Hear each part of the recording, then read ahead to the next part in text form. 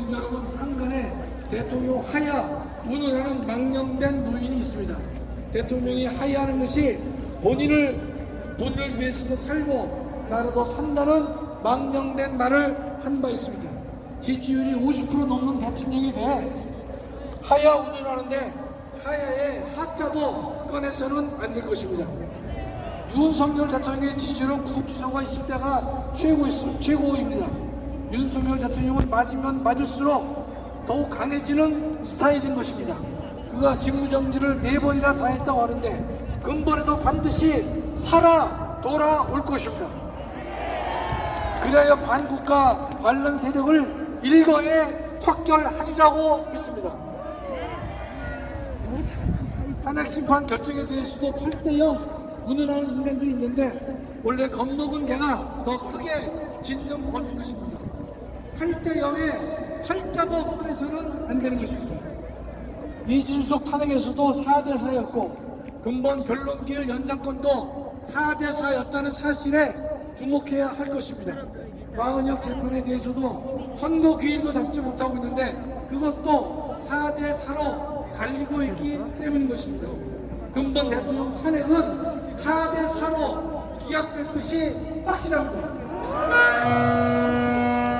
존경하는 애국자 여러분, 우리 광화문 애국세력은 윤석열을 지켰고 대한민국을 지켰다는 그 사실에 자부심을 가지시기 바랍니다. 작년 12월 반국가 세력이 헌법 수호 세력을 부산까지 몰아붙였고 대한민국은 바로 바다에 던져질 위험에 처해 있었습니다. 그러나 광화문 애국세력은 12월 달 말에도 반국가 세력에 미친 광풍을 맨손으로 저항했고 싸웠던 것입니다. 반란 세력들은 6.25 전쟁 당시 소련제 T-34 탱크와 같은 공수처, 경찰, 검찰, 법원을 앞세워 순식간에 대통령과 헌법 수호 세력을 짓밟았습니다. 그러나 12월 말부터 이루어진 광화문 애국 세력의 대대적 반격은 적의 허리를 자르는 제2의 인천 상륙작전을 성공시키면서 전세는 역전되기 시작했던 것입니다. 지금은 내란이라는 단어가 사라졌고 위헌이라는 말도 간간히 들리고 있을 뿐입니다. 만일 광화문 애국 세력이 12월에 반란 세력과 싸우지 않았다면 윤석열 대통령은 이미 끝났을 것입니다.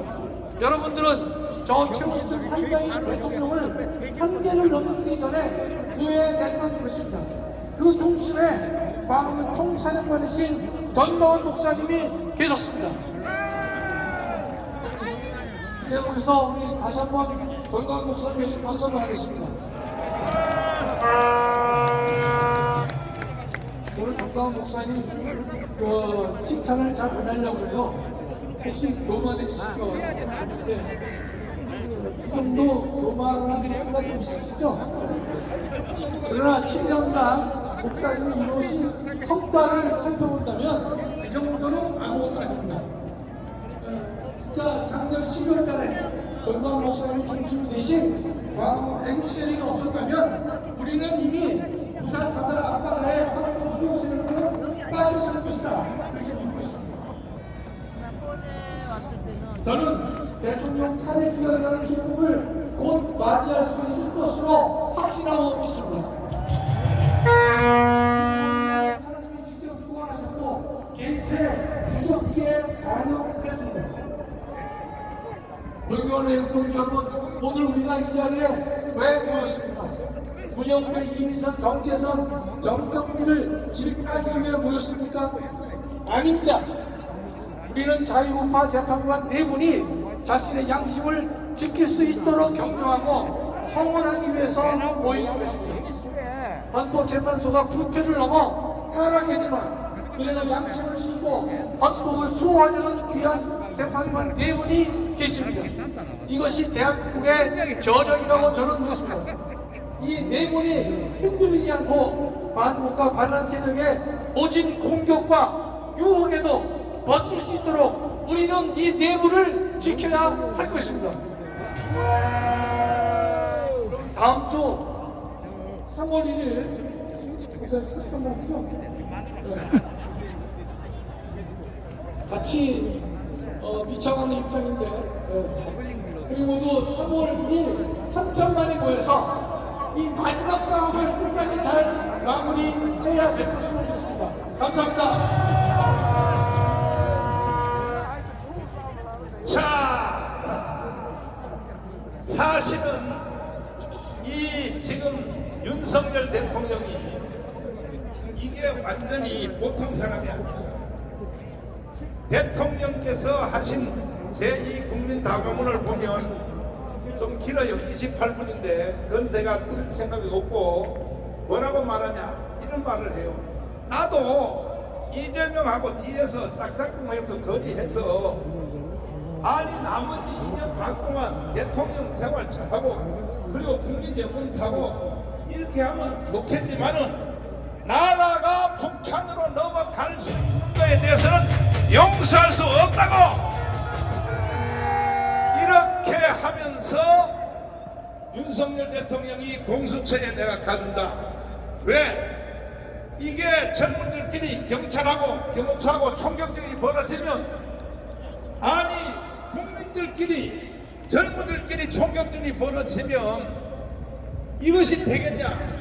그러나 내가 공수처를 인정하지는 않지만 내가 피 흘리는 일이 없게 하기 위하여 가준다고 선언을 한 것이 이것이 바로 터닝 포인트가 된 것입니다. 이 말에 2030들이 감전을 당했어요. 감전을. 이야 이 사람 진짜 대통령이구나. 한번 직접 한번 들어봐 주세요. 자, 존경하는 국민 여러분, 그동안 잘 계셨습니까? 저를 응원하고 많은 지지를 보내주신 거에 대해서 정말 감사의 말씀을 드립니다. 안타깝게도 이 나라에는 법이 모두 무너졌습니다. 수사권이 없는 기관에 영장이 발부되고 또 영장 심사권이 없는 법원이 체포영장과 압수수색 영장을 발부하는 것을 보면서 그리고 수사기관이 거짓 공문서를 발부해서 국민들을 기만하는 이런 불법이 자행되고 무효인 영장에 의해서 절차를 강압적으로 진행하는 것을 보고 정말 개탄스럽지 않을 수 없습니다. 저는 이렇게 불이익을 당하더라도 우리 국민 여러분들께서 앞으로 이러한 형사 사건을 겪게 될 때 이런 일이 정말 없었으면 좋겠습니다.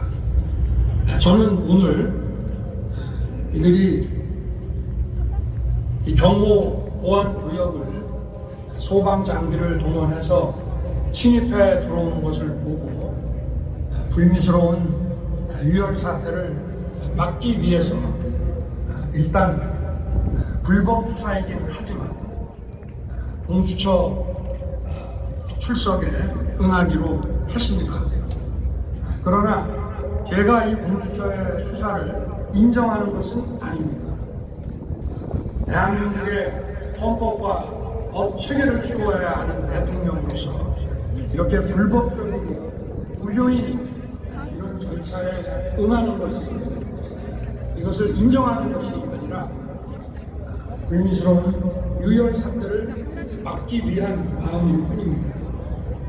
국민 여러분께서 그동안 특히 우리 청년들이 자유민주주의의 소중함을 정말 재인식하게 되고 여기에 대한 열정을 보여주시는 것을 보고 저는 지금은 법이 무너지고 칠흑같이 어두운 시절이지만 이 나라의 미래는 희망적이라는 생각을 갖게 됐습니다. 국민 여러분 아무쪼록 건강하시고 힘내시기 바랍니다. 감사합니다. 자, 이것을 주도해낸 사람은 누구냐? 신혜식 대표님이 한남동 반도에서 10, 20, 30 애들 데리고 계속 연설하는 걸 보고 윤석열 대통령이 힘을 받은 것입니다.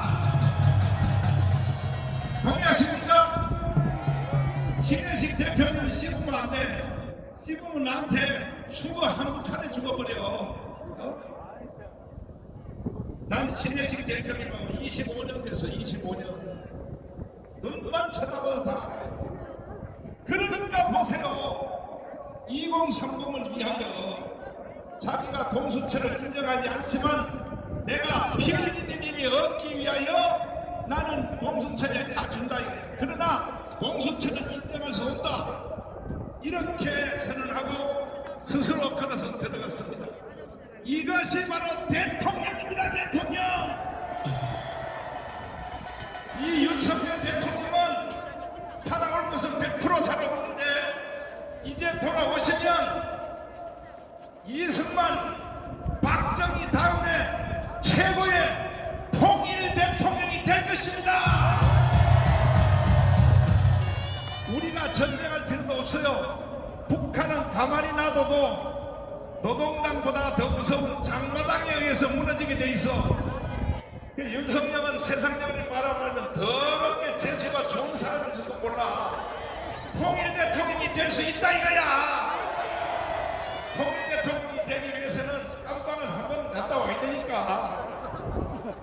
이승만도 갔다 왔고 박정희도 갔다 왔으니까 이번에 깜빵 갔다 온 것은 통일 대통령의 전초전입니다. 전초전. 동의하십니까? 자, 황교안 장군님 잠깐 보시겠습니다. 우리가 지난 경부선을 띄었는데 부산역 사람들이 모인 게 적게 모여요.